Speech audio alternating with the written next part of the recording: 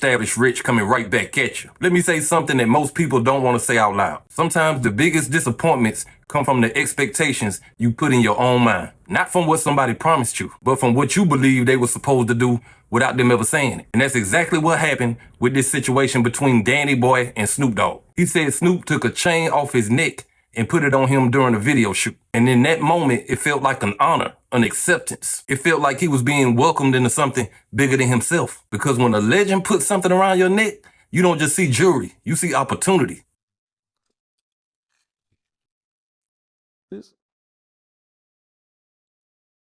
Snoop took this off his neck and put it on my neck in a So High video. And I went to go get the chain cleaned, and I'm like, shit. The person I took it to was like, shit, you want to clean it? He's like, what's this? I'm like, what you mean, what's this? Man, I don't know if I should have thought if it was real or not, right? But shit, like even the little fake shit that I wear, you know, it's. I mean, let's not even say cubic. What's the other ones that you wear? This Morrisonite. Like this ain't shit. This shit ain't worth shit. So not only did you fuck with me while I had shit going on, you kind of put me in danger. Because where I was living, a nigga would have thought this was worth something. But I don't think he considered that. He just wanted to look like, just like what he do with everybody else. I'm going to pass out all these motherfuckers. What is this, a fucking baddies chain? I'm not no motherfucking baddie, nigga. A fucking Natalie Nunn ass nigga. But after the camera stopped rolling, reality shows up. Because when he took that chain to get clean, he found out it wasn't what he thought it was. And that moment right there changed how he saw everything. Not just the chain, but the relationship and the position he was in. Because it made him realize something that hurt more than the truth itself. It made him realize he had given more meaning to that moment than it was ever intended to have. And that's a painful place to be as a man. When you realize the moment that meant everything to you was just another day to somebody else. But let's go deeper than the chain, because the chain was just a symbol. The real story is the contract he signed and the position he accepted. He said he signed a deal for $10,000. $10,000 to step into a situation he thought would change his life forever. And $10,000 can look like everything when you have nothing. But $10,000 can also be the cheapest price you ever sell your leverage for. Because what you get up front don't always represent what you get long term. And that's a lesson people learn after the fact, not before the signature. See, when you sign something from a place of hope, you ain't negotiating from power. You negotiating from belief. Belief that somebody is going to see your value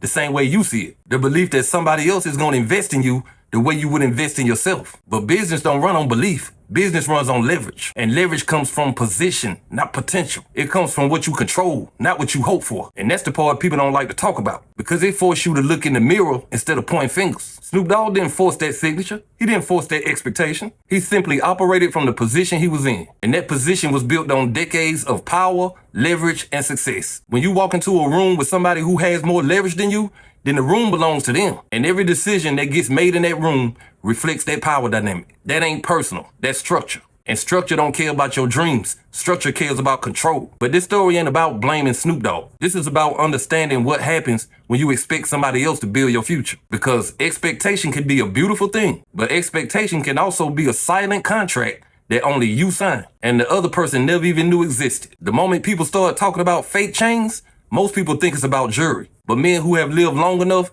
know it's never about the jewelry. It's about what the jewelry represented in your mind. Because that chain wasn't just metal for Danny Boy. That chain was validation. It was a signal that he belonged in the room he spent his whole life trying to get into. And when you come from a place where nothing was given, symbols mean everything. And handshakes mean something different when you've never had hands reaching for you. This your boy, Danny Boy. Say, man, it's Big Snoop Dogg, Death Row. We back at it. Hey, be on the lookout for some new music, man. It's coming soon. We back, man. Stay tuned. Let's boy. go. Yes, sir. Yeah. Hey, man, let's eat, man. DB, let's eat. Let's get it, bro. Yes, sir.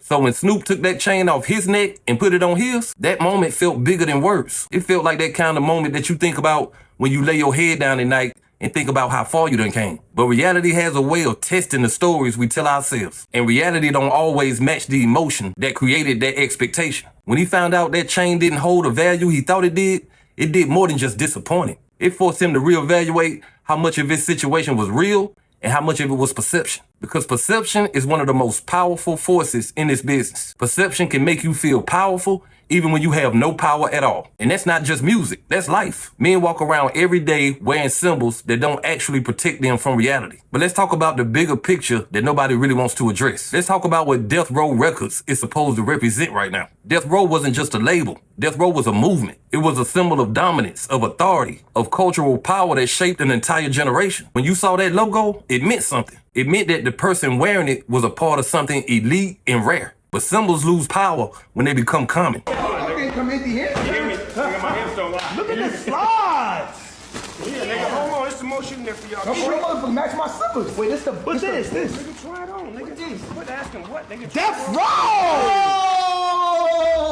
Death Row chains. Try it on, nigga. Chain in there? Quit playing with me, man.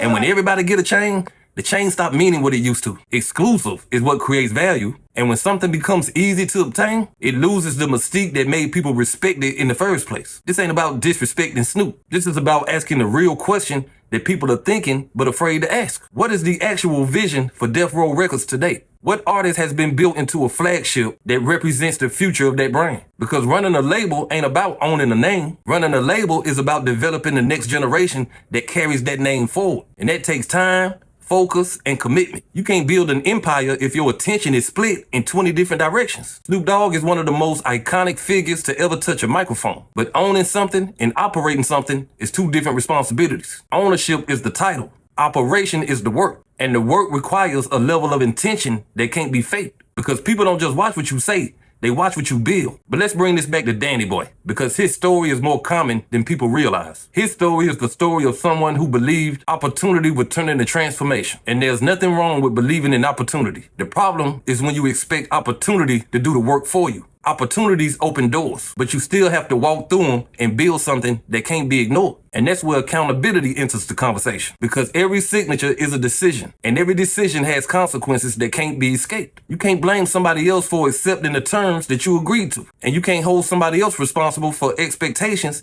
they never promised you they would fulfill. That don't make the lesson easy, but it make it real. And real lessons are only the ones that change how you move going forward. Because once you see the game clearly, you stop playing it the way you did before. You stop looking for validation from people who don't owe you nothing. And you start building something that can't be taken from you because you own it yourself. Because ownership is the only security that don't depend on somebody else's permission. And that's a lesson that costs some people years before they finally understand it. Listen, what makes this story important is not just what happened between Snoop and Danny Boy. It's what this story reveals about power, expectation, and how accountability works in the real world. Because every man remembers the moment when he realized nobody was coming to save him. Every man remembers the day he understood that his future was his responsibility and his responsibility alone. And that moment don't always come with a celebration. Sometimes it comes with disappointment, sometimes it comes with silence, and sometimes it comes with pain. But pain has a purpose when you listen to what it's trying to teach you. Pain forces you to see what hope was hiding from you. See, Danny Boy walked into that situation believing he was stepping into a future that was guaranteed. But the truth is, nothing is guaranteed in a game that runs on leverage. Leverage is the only language this business truly understands. And without leverage, your value is defined by somebody else's priorities, not your potential. That's why some people get in these situations and they never recover, because they spend so much time waiting for somebody else to build a foundation that they never learn how to build it on their own. But the ones who survive these lessons come out different. They come out stronger, wiser, and less dependent on anybody else's validation. Because once you realize your future is in your own hands, you stop looking at other people as your escape plan. You stop expecting anybody to care about your destiny more than you do. And that's when your mindset starts to shift from dependency to ownership. You stop chasing symbols and start building substance. You stop believing that proximity to power is the same as having power, because proximity don't guarantee protection, and proximity don't guarantee progress. Only ownership guarantees that. Only self-reliance guarantees that. Snoop Dogg did what people in positions of power have always done. He moved according to his own interests, his own priorities, and his own vision. And it ain't nothing wrong with that, because every man has the right to protect what he built. But that also means every man has the right to protect himself. And that responsibility can't be transferred to anybody else. Danny Boy's story is not just about what he lost. It's about what he learned in the process. Because lessons are more valuable than opportunities if you apply them in the right way. Lessons give you something opportunity never can. And that's clarity. Clarity about how this world really works. Clarity on who you can depend on and who you can't. And most importantly, clarity about yourself. Clarity about what you're willing to build without waiting for anybody else's help. Because at the end of the day, the only person that can secure your future is you. And the moment you fully accept that is the day you stop being controlled by other people's decisions. That's the moment you stop being a participant in somebody else's vision and you start becoming the owner of your own. But hey, that's just my opinion. What's yours? Like, comment, subscribe, establish rich. I'll be back with another one. Peace.